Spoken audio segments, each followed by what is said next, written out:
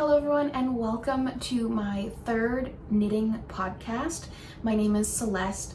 I'm from Central Alberta and my handle on most of my knitting socials is the Prairie Knitter. I started knitting about a year and a half ago and I started podcasting like a month ago. So I have a couple of podcasts up already. I have a video about my fall and winter plans and I have a video about some of the, let's just say, projects that didn't work. It's called Knitting Fails, up already. So if you haven't seen those, please feel free to go check them out. Otherwise, let's jump right into my third podcast episode. I was kind of surprised I got as far as I did with podcasting. I wasn't sure if this was something that was going to stick for me.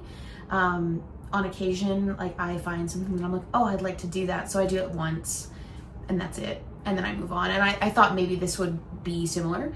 But I've actually really enjoyed filming weekly and getting to talk about my knitting. I think my husband probably benefits. He probably hears a little less about it than he normally does. But yeah, today I just wanted to talk about actually two finished objects, one knit, one sew, and then some future plans and just a content update at the end regarding some other things I've been enjoying right now. I don't have any works in progress that I actually made progress on because what I'm wearing, my first finished object, was actually all I knit on for like 2 weeks. It was really engaging, so it's a good segue into my first finished object. This is my Obsidian Slipover. I'll move my chair back. Hopefully you can see the slipover in it. There we go, we're all in frame. So this is by Sophia Scottford, and this is originally meant to be knit with a sport weight and a lace weight yarn held together. But I didn't have that. I had a fingering weight and a lace weight yarn, and honestly I was knitting a swatch for something else and I looked at the gauge, I counted the stitches, and I was like, I bet I can make the Obsidian Slipover with this. And sure enough, I was on gauge for actually 4.5mm needles rather than the typical 5mm needles. So your double knit edges are knit on typically a 4 and then the body on a 5mm, but I only had, I got gauge on a 4.5mm for the body. So I did a 3.5mm for the double knit edges and the double knit ties here. So this is knit with the Sassy Strings mohair and Sassy Sock, I believe it's called. So this is their mohair, which is unfortunately discontinued. I was actually really sad about this because I have troubles with some mohairs being itchy, and this is not the case. It's not itchy at all. So I'll give you the full 360 view of the slipover. Like I said, this was a super quick knit. I knit this up in 2 weeks, almost exactly. I just took it off the blocking mats this morning, but I loved this. I loved the process. The pattern was clear. It made a lot of sense. It was very detailed in ways that, like, the ties just were so seamless, and the construction just took into account like those little bits and pieces that maybe a less, like a free pattern wouldn't have. So it was well worth it. I loved it. I love this color. I love the variegation. I was gonna alternate skeins and I forgot, so I didn't. And honestly, I don't notice a difference. Yeah, I don't see anything, but the variegation is beautiful. I love the little light bits and the darker bits. Like, I love that differentiation. I think it just adds so much to this garment, and I'm really pleased with how this turned out. It's knit from the top down, so you start by knitting short rows for the back shoulder, and then you join those two pieces together and knit down the back panel, and then you put those stitches on hold and start working from the front. So you work short rows here as well, and then down to these front panels, and the V-neck is worked as you go. And then at the V-neck, like once you've gotten this far, then that's when you'd work like some double knit edging and stuff. And then it joins in the round after you've done some underarm shaping, and you just work all the way down until you get to the hem. And this is actually just a folded hem, so you knit to your desired length, less a certain amount. I don't want to give away too much because it's, like I said, it's a paid pattern, but you knit a certain amount and then you fold it down on itself so that you've got a nice folded hem at the bottom. I love the folded hem. I didn't love knitting it. I found it looked a little wonky at first, and it took me some time to really get a rhythm going for that so that it wasn't wonky, and it looked nice and straight and tidy. Thankfully, the bit that is a little bit off is just on the side. No one's gonna see it. No one's gonna know it's there. If I hadn't mentioned it, I'm pretty sure it would have gone completely unnoticed. So it's definitely, yeah, it was a great knit. I loved this so much. Like, that's why I'm not always a super monogamous knitter, but with this, I just didn't stop. I knit on it everywhere I went. It was really relaxing because it is pretty simple. Just being a stockinette piece, it didn't take tons of concentration, like unless I was at a point where I was increasing, like I obviously would have to pay attention to that, but otherwise it was pretty simple.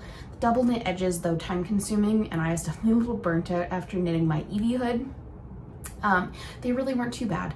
The ties went quickly, which is, they're quite long. They're reasonably long ties, and I just didn't notice much like of them dragging or anything like that, so that was great. The yarn, like I said, is so soft. The sock yarn is actually a superwash, which is pretty typical for sock yarns, and so I was a little worried it would grow quite a bit, and I think it was reasonable. Like, I think it didn't grow too much. It definitely grew a little. I noticed it in the armholes, but it wasn't too bad. So yeah, that's the yarn. The mohair is very fluffy. It almost reminded me of like a Surrey, but maybe that's just because I haven't worked with a lot of mohair. So yeah, that is my Obsidian Slipover. I don't know if there's any other details that I've missed. The other thing that I wanted to touch on regarding my Obsidian Slipover is just like the only issues that I have with it, and I don't even know if they're fixable. Like, I don't know if I should have modified the pattern to better suit me, or if these are just something I like just for my shape, they don't work. So my biggest concern is the armholes are so deep. So deep. Like, that's, yeah, I kind of wish those were a little bit smaller, but I'm not entirely sure. Like, maybe if I'd knit my armhole increases maybe in like quicker succession, I probably could have done that. But then I think it would have impacted how this V-neck is done. So I don't know if I'm like, maybe I should have done like a smaller size, but more increases, like to match up with the size that like the circumference I wanted, because it's just very deep. I think, yeah, I think maybe if your bust size is disproportionate to the rest of you, like for instance, I have an under bust measurement of, I want to say 37, and then a full bust of 44. So that's a good 7-inch difference. So I wonder if I was knitting this again, if I were to knit the amount of increases for a size 5, which is the size I knit, I don't know if I mentioned that, and then I knit just at like a faster rate so that I could go like have a maybe like a higher underarm. I did the same amount of stitches too that it called for casting on, mostly because I didn't want to affect like your full bust circumference. Like this isn't super loose, there's not a ton of ease. It is loose enough. It's very stretchy, very light. So it's not like it's by any means super snug, but I'm wondering, like, would it have been better to fuss with the pattern a bit? But again, I didn't, like, I think if I were to make this again, which honestly I could see myself doing in a different color eventually, like way down the road. But yeah, I don't know. It's a bit of a tricky one. It's kind of tough to figure out, like if, especially while you're going through a pattern, like should you make a modification or should you trust the process? Sometimes it's hard to tell. And yeah, this is like one of those times that I kind of wish I could have just because it's just a bit big in the armholes. That's like my only critique. I don't think I have any others. So yeah, my Obsidian Slipover by Sophia Scottford. It's such a good pattern. So like I said, this was my only whip.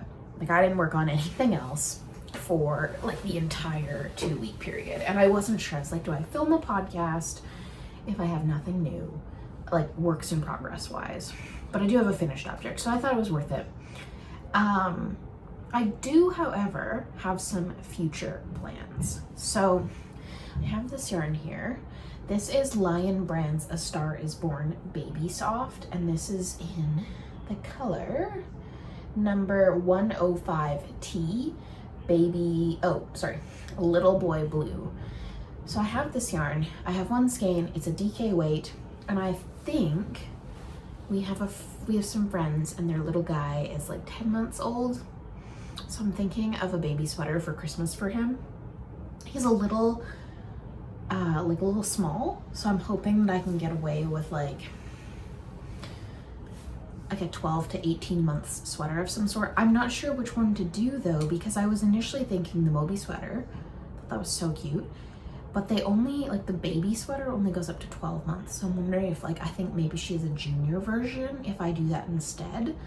And like do the very smallest size of the junior version, because I don't really want to give them, as much as he's 12 months in December and he is a little bit small, I don't want to give them a sweater that he's gonna outgrow in like a month, because babies grow fast. So I'm like, maybe I knit one that's a little bit bigger, and then maybe he can get 2 winters out of it rather than just one. And like winter here in Alberta goes till like March, April. There's lots of cold, so like it'd be very wearable.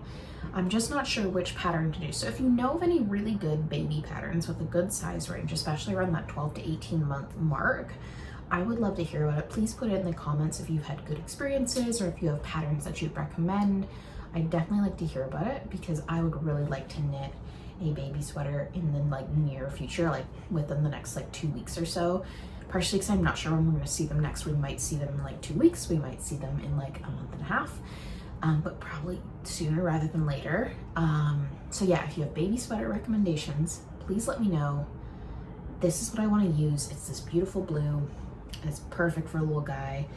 And I mean, really, this could be any gender. I don't think it's really that specific, but this is for a little boy. So that's one of my future plans, but I haven't nailed down a pattern. So recommendations, greatly appreciated. Please put them in the comments so that I can get some insight and some inspiration. And then as far as acquisitions go, I do have one. I actually thrifted some yarn. It was a great find, and it's currently bagged. So I will go, not that I saw anything, but I didn't want to risk it, but I think it should be fine to take one skein out just to show you, and then I can put it back in, and I think it'll go back in the freezer for round 2, because it's already been frozen once, but then I had it in the bag for another week, and then I'm going to put it in the freezer for another week as well. So let me grab that. It was a stellar find, and I love it. I'm so excited about it.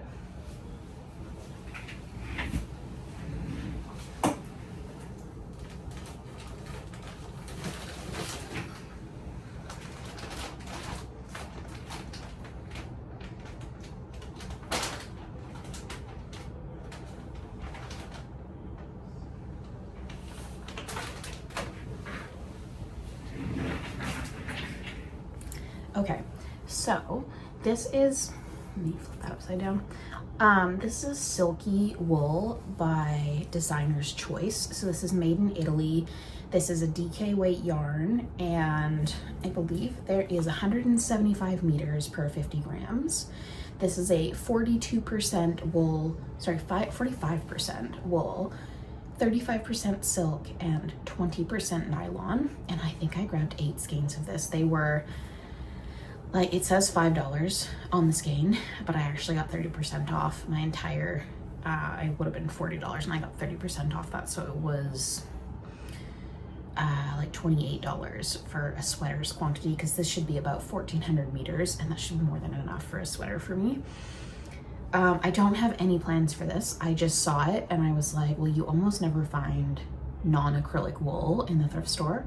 That's just such a hard thing to find, especially here where we live. I just don't see it. So I saw this and I was like, there's a sweaters quantity. It's all the same dye lot. Like, I have to pick this up. I will find something. Like, there's plenty of DK weight sweater patterns. I'm not sure if I want to go for something more simplistic or if I want to go for something that's like textured or lace. It's all one color, so obviously not color work. But this is really nice. So I think it retails for like $17 Canadian or something. I'll have that up here. 8 skeins. This is color number 116. It's like a dark navy blue. I don't know how well that's gonna come across with the camera, but all the same dye lot, which was incredible. And yeah, I think its recommended gauge is 22 stitches by 30 rows on 4mm needles. So we'll see what I get when I knit with it. But like I said, it is going back in the freezer for another week to make sure that just in case, like I said, I didn't see anything. I looked it over, but I didn't want to chance it. So just in case there's something in there, hopefully taking it out of the bag wasn't gonna, but I don't see anything. So it's a bit of a risk, but I'm figuring it'll probably be fine. But yeah, so this is Silky Wool by Designer's Choice. And yeah, 8 skeins of this. Such a find. Such a find. And yeah, so back in the freezer for this, but. So other than that, I've covered my finished objects, my future plans, and my acquisitions. I don't have a lot more knitting to talk about. I still haven't decided on my next, like, focus project-wise. Like, I have my Claire vest, and I have my socks for my husband, and I have my, oh, I feel like there's one other thing.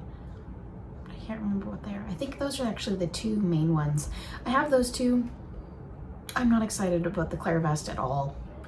I just have no desire to work on it. And the socks for my husband are color work, so there's specific times that I feel like it's best to work on that. And I just haven't had a lot of those times lately. So I kind of want to cast something on. I'm not sure if I want to do something that's just plain stockinette or if I want to try something different. Maybe if I want to go with something that's like a simple texture. But I'm just dealing with a lot of work stress and life stress. So I don't think I need anything crazy complicated. If you have really good, I have yarn for DK, like I have a couple of DK weight sweater quantities. That's kind of what I'd want to use. Like, you can actually see it behind me, but there's some blue yarn on that middle shelf. That's a DK weight, and I have a sweaters quantity of that, and I'm just not sure what I want to use that in. So if you have some suggestions for great DK weight patterns that I could use that in, please let me know. I would really be happy to hear about it. And there's also some yarn that's on that same shelf that's black, and it's the farthest over this way. And that's also a DK weight and a sweaters quantity. So I'm open to thoughts. I was debating the caramel sweater by Petite Knit, and I've gone over and over about my issues with Petite Knit fit pattern, like the fit of Petite Knit patterns. So maybe that's delusional, and watch me do it again and try another pattern by her to see what happens. But yeah, if you have suggestions for like a DK weight sweater that's not incredibly complicated, just like something that you could knit and just knit mindlessly on pretty much the entire time, which probably means stockinette. But if it's an easy to memorize lace repeat, I can handle that. I can do that. I can do ribbing in my sleep and stuff. So I'm open to suggestions, but I'm definitely considering casting on a new sweater that is very simple, very basic. So that's kind of another knitting thing. But I did hint that I have, or I just outright said, I have a finished object for sewing. Behind me, you can just see I got a sewing machine, which was so exciting. I was surprised with a brand new one, and I thought I was getting a hand-me-down. Nothing wrong with a good hand-me-down machine. If that's what you can get your hands on, do it.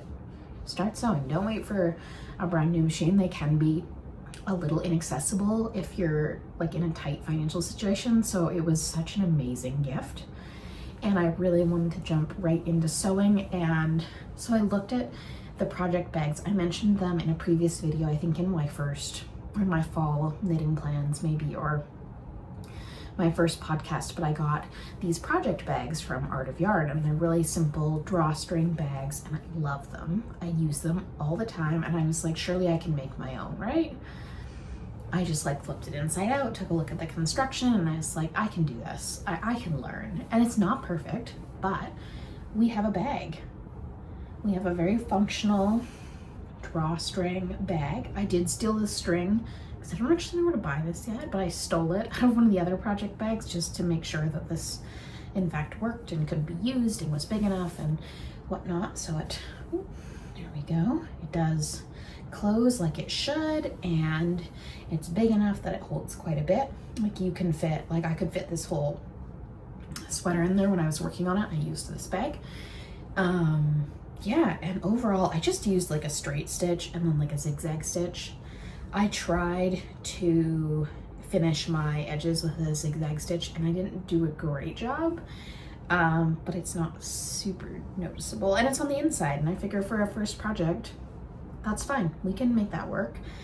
But yeah, this was a great first project to just try my hand. I have some other patterns and some other fabric. I'm hoping to do like a dress or maybe some lane pants or just a really simple skirt. Those are some of my future plans for sewing. But because it's a brand new skill, I have to really sit down and be ready to learn and watch videos and practice techniques. And that's not always something I feel like doing after work, but not this weekend. Well, maybe this weekend. It's Thanksgiving this weekend, so I have Monday off work.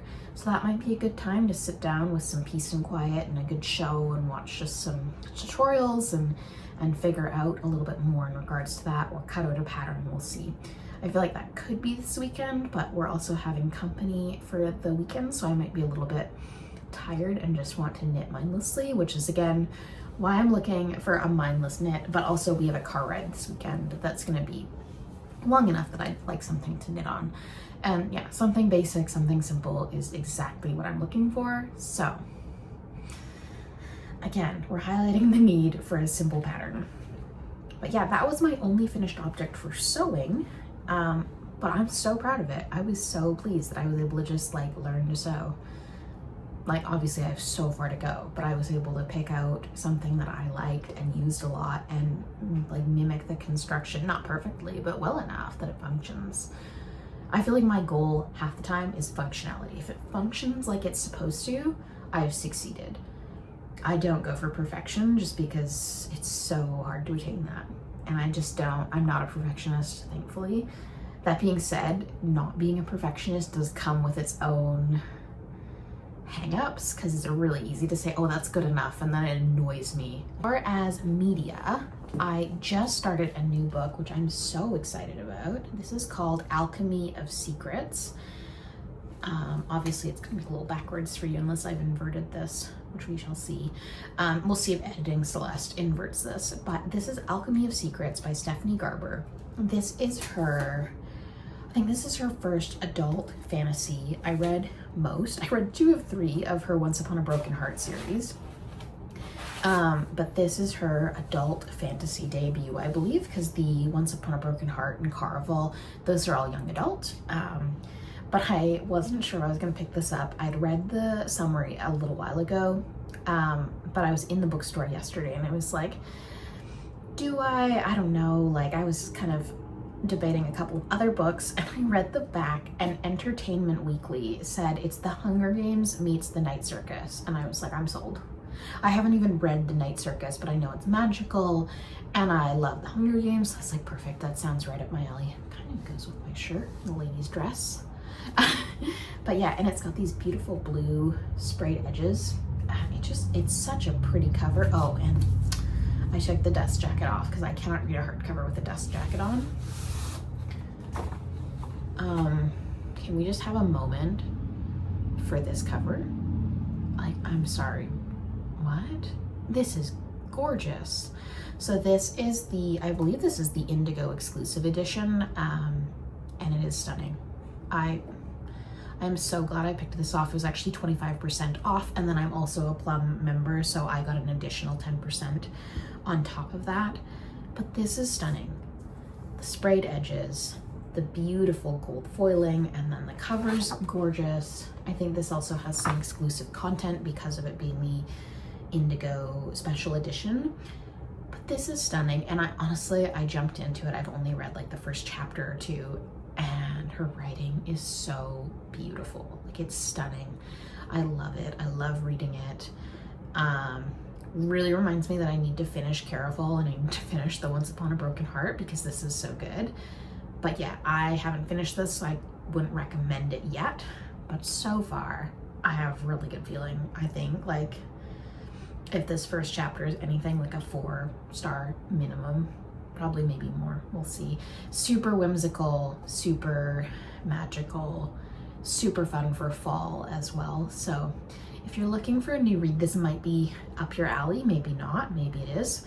But like I said, I'm not recommending it because I haven't finished it. If I'd finished it, that's a different story, and maybe when I do, I'll let you know. And I did also just finish an audiobook. I read Home is Where the Bodies Are by Geneva Rose. It sounds really dark, and it kind of is. But it's a murder mystery thriller, and it was really enjoyable. It had a twist that I didn't see coming. I did read the Goodreads review, and some people said they saw it coming, but personally, it got me. But I really enjoyed it. It's like multiple POVs. There's some flashbacks. So you've got like dual time periods. It was really good. I really enjoyed it. I thought it was a great read. It was quick. It was paced well. It had interesting, believable characters that grew and developed, and had you rooting for them. So yeah, it was a good read. I think I gave it 4 stars, maybe 3.75, somewhere in that range. It was really enjoyable. And I think I'd like to pick up some of her other work, because I like that. That was the first book I'd read by her, and I picked it up. I grabbed it on Libby for my phone so I could listen to it while I was doing other things. And it was really good. It got me right back into reading, which I'd been kind of falling out of. I'd been in a bit of a slump. I tried to read The Favorites by Lane Fargo, and it just didn't grab me. And then it kind of just like killed my momentum. So an audiobook was a good way to get that back, and it was really enjoyable. So yeah, Home is Where the Bodies Are by Geneva Rose, and this new book, which I didn't put the dust jacket on yet, so it's hard to hold, but Alchemy of Secrets by Stephanie Garber are my 2 media additions to this podcast, I guess. I don't know if I'll include media every time. If you like it, let me know. It might just depend on if I have media that I feel like is worth talking about, is worth sharing about, or is new, or maybe I haven't discussed before. Maybe, we'll see. I'm kind of feeling this out, deciding what I like, deciding what background works, what lighting works, what editing I like to do, how much I like to cut, and how to adjust the vocals. Like, I'm learning a lot through this process, so it's not maybe as professional as it'll hopefully be one day. But for now, I'm really satisfied with this learning journey, and I'm really happy with how it's coming along. So thank you so much for being here, for joining me, for listening to me yap all about knitting and the things that I'm making and creating right now. I hope you're creating something that brings you joy, and I hope you've enjoyed whatever you're doing while you watched this. If you were just completely focused on me, I honestly kind of hope you were knitting or something. But I hope you had a great time, and I hope you have a wonderful Thanksgiving. This should be up the day before Thanksgiving, so yeah, I hope you have a wonderful weekend. Enjoy the time, take some time to rest, connect with family, and I hope to see you next week with probably not another podcast, but something. I should have something up next week. All right, thank you so much. Like and subscribe if you'd like to see more. Have a great day.